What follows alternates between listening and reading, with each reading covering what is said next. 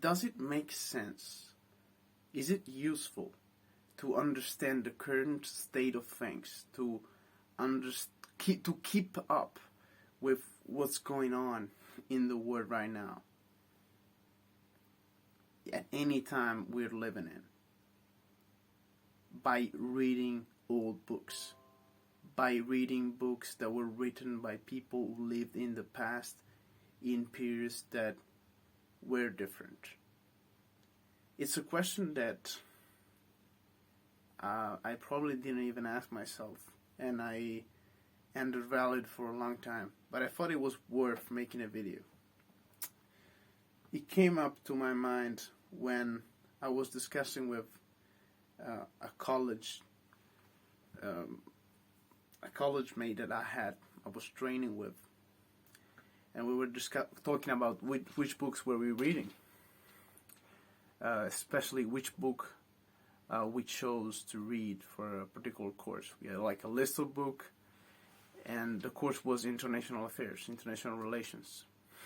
And I said, I started reading Kissinger's The Art of Diplomacy.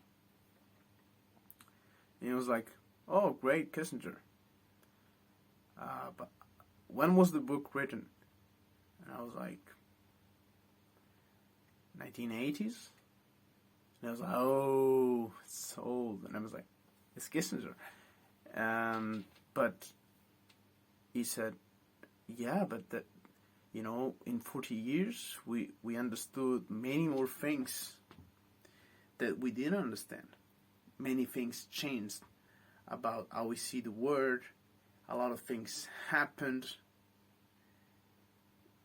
And so I was asking to myself, does it make sense to read old books? As someone like me who had like a classical preparation in high school, I studied ancient Greek and Latin. Is like, if you don't know the meaning of that, it's a problem. Like, you spend so many hours and so many years on those very old books, not 40 years ago, 3,000 years ago, like Plato and those philosophers you translated. Does it make sense? Well, so there are two points, right? One is the exercise of thought. Like, if you're a great thinker, your thinking, your logic, your line of thought, really the logic, the underlying principles of cause effects, and on what you focus on, the methods you use to understand things and to see reality around you, is eternal. It doesn't expire. Like, we are human beings. There are a lot of things that are in common to stuff that happened since the story of humanity started, right? For example, human beings still here. Wars still here. So, and the second plan is, what can we do now with what they thought at that time? And it's actually using the first principle, which is using those lines of thought. And what can we understand of that time from what they analyze is more than today's analysis.